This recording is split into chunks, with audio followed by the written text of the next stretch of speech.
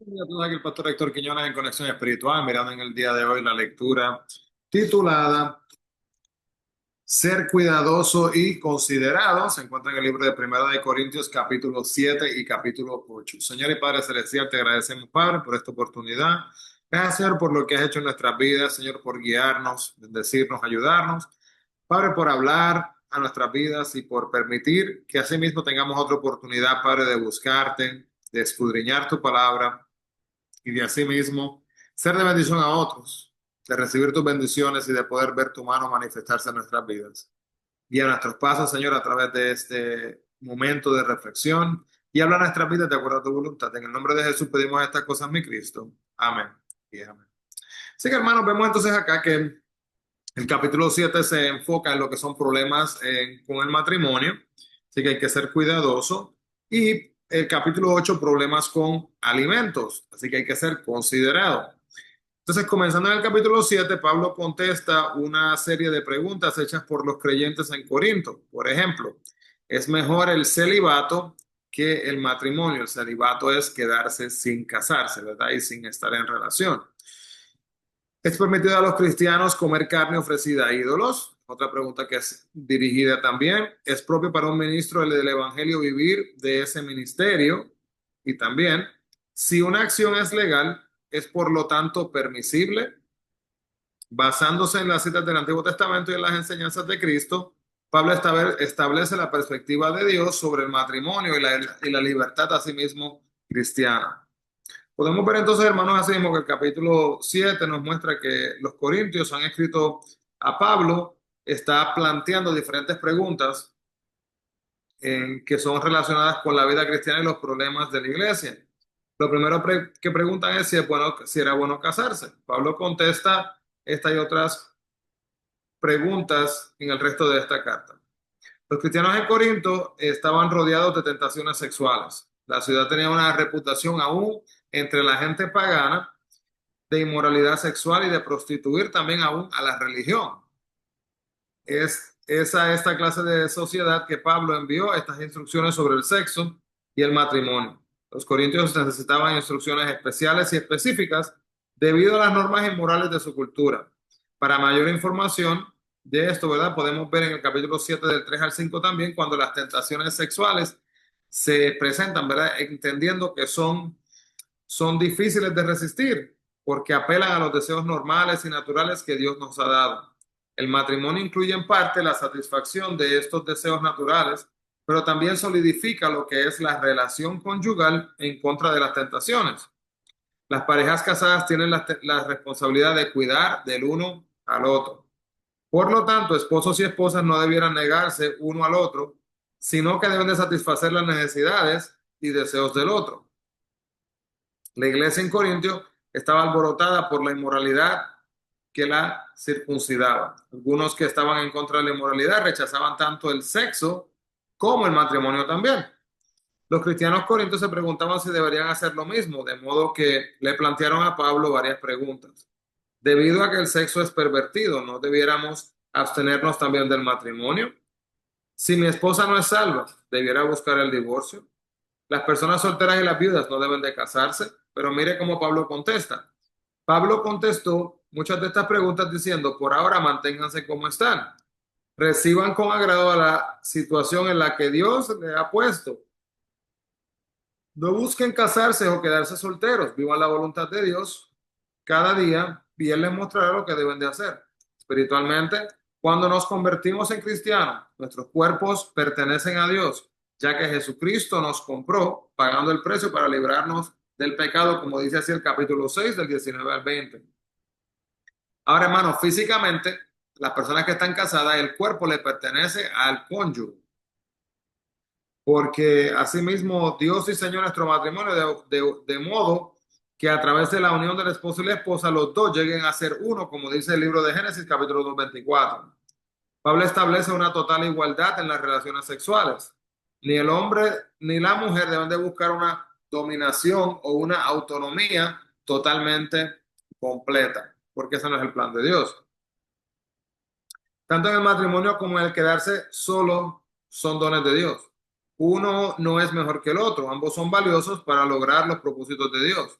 Es importante, por lo tanto, aceptar la situación en la cual uno se encuentre en estos momentos. Así que podemos, por ejemplo, ver que si estamos solteros, si estamos casados, estamos casados. No debemos de darle más importancia a uno que a otro. Así que la presión sexual no es el mejor motivo para casarse, pero es mejor casarse con la persona correcta, ¿verdad? Que estarse quemando. Muchos nuevos creyentes pensaban que todo lo relacionado con el sexo era erróneo y las parejas se comprometían sin desear casarse. Entonces podemos ver que en este pasaje del capítulo 7, versículo 9, Pablo está diciendo que las parejas que deseaban casarse, que no debieran negarse a la práctica normal del sexo evitando casarse. Esto no significa, sin embargo, que las personas que tengan dificultad para autocontrolarse deban casarse con el primero que se les presente. Es mejor, ¿verdad?, enfrentarse a lo que es la presión del deseo que tener que enfrentarse a un matrimonio infeliz. Capítulo 7, versículo 12, el mandato de Pablo en cuanto a la permanencia del matrimonio, en el capítulo 7, versículo 10, viene del Antiguo Testamento, el capítulo 2, versículo 24 del libro de Génesis. Y de Jesús en Marcos capítulo 10, versículo 2 al 12. Su sugerencia está basada en el mandato de Dios y la aplica a la situación que estaba enfrentado los corintios.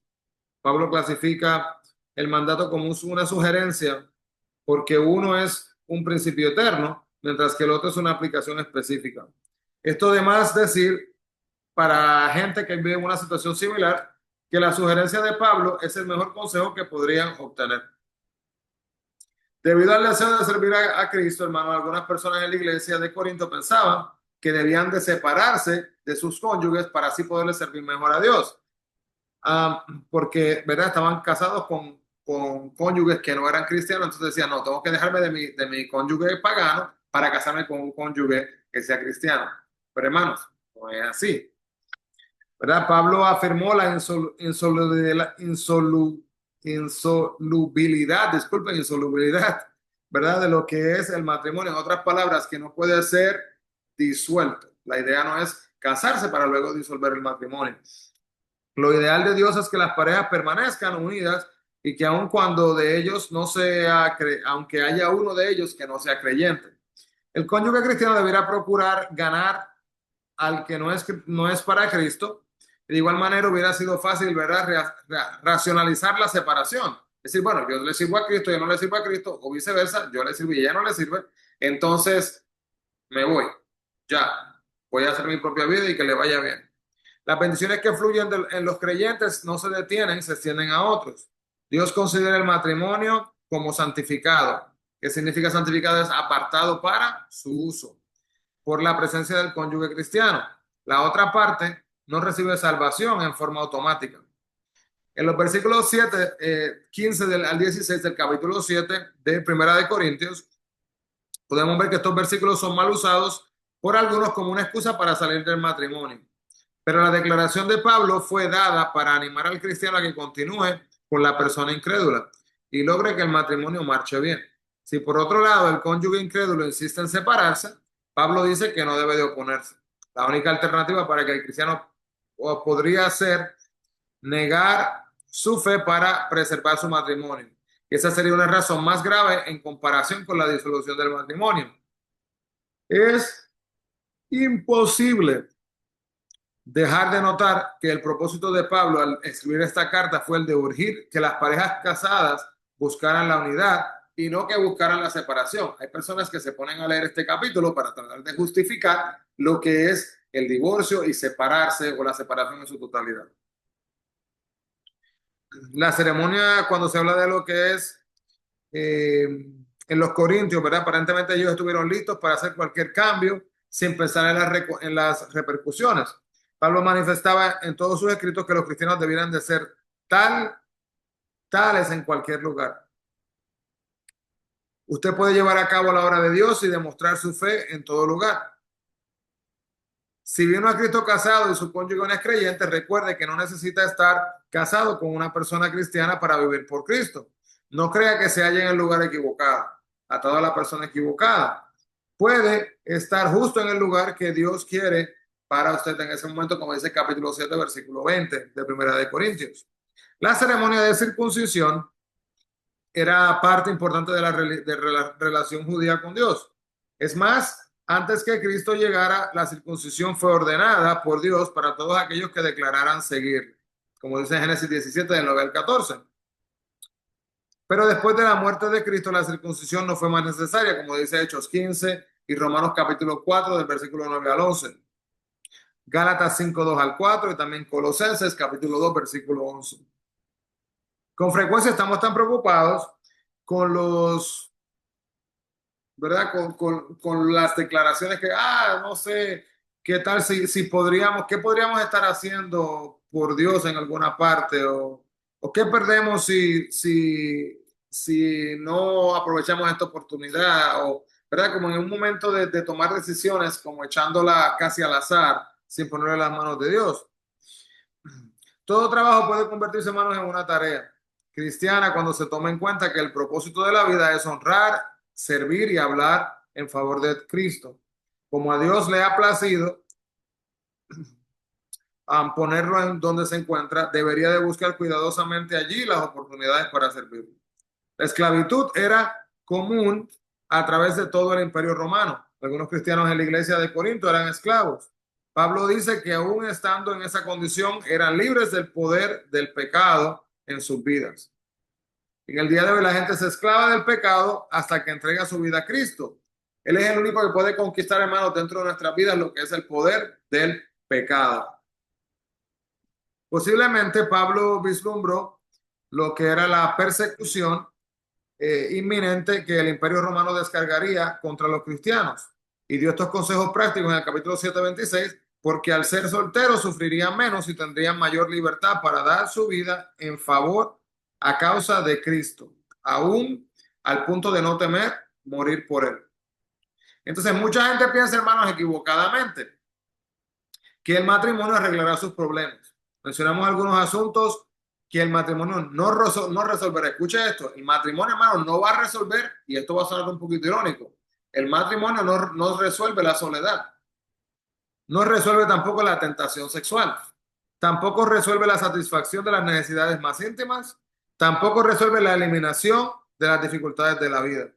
El matrimonio solo no mantiene unida a la pareja, pero sí el pacto con Cristo y el pacto del uno hacia el otro, a pesar de los conflictos y los problemas. Pablo urge a todos los creyentes a sacar el mayor provecho posible de su tiempo antes de la venida de Cristo. Pablo apremió a los creyentes no en lo referente al matrimonio, el hogar o la seguridad financiera como la meta más importante de la vida. Algunas personas viven muy presionadas con la idea de que deben de casarse y eso en vez de ser una bendición para ellos se convierte en un estrés, en algo, ¿verdad? Hay gente que hasta le dicen, si no te casas para esta edad y entonces mientras se acercan a esa edad empiezan a sentirse de cierta manera. Algunas personas viven muy presionadas con la idea de casarse.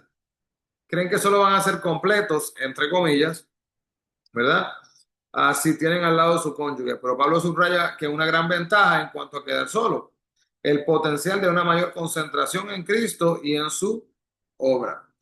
Así que no es que haya que hacerlo, como dijimos anteriormente, no es que uno sea mejor que el otro, ¿verdad? Porque ambas partes tienen sus ventajas y bendiciones. Pablo aconseja acudir al Espíritu Santo, el que nos guía y nos capacita, tanto a solteros como a casados, en cumplir nuestras responsabilidades. Así que como en el capítulo 8, versículo 1, la carne comprada en el mercado era como ofrecerla simbólicamente a un ídolo, a uno de los muchos en los templos paganos. Los animales eran traídos al templo muertos delante de un ídolo como parte de la ceremonia religiosa pagana y se comía en una fiesta en el templo del ídolo o se le entregaba a un carnicero para que hicieran comercialización y que la vendieran. El capítulo 8 del 1 al 3, el amor es más importante que el conocimiento. El conocimiento hace que nos sintamos muy bien y que creamos que somos importantes, pero uno fácilmente puede desarrollar soberbia, actitud de saberlo todo. Muchas personas con opiniones firmes no están dispuestas a oír y aprender de Dios y de otros. Pablo dice que el conocimiento de Dios, aquel que se necesita, es para edificar la iglesia, que se puede obtener solamente amándolo a él directamente.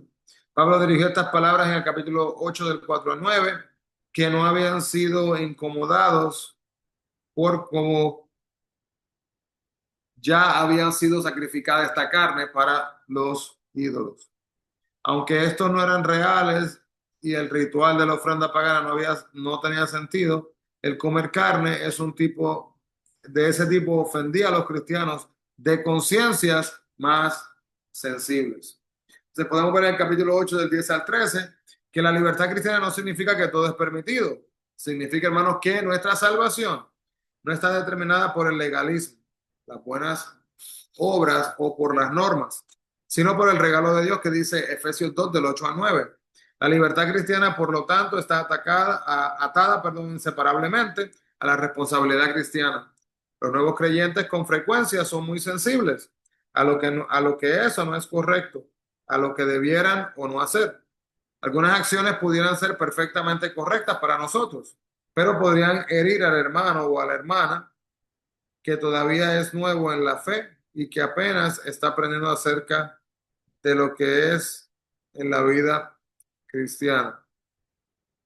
Debemos de tener cuidado con no ofender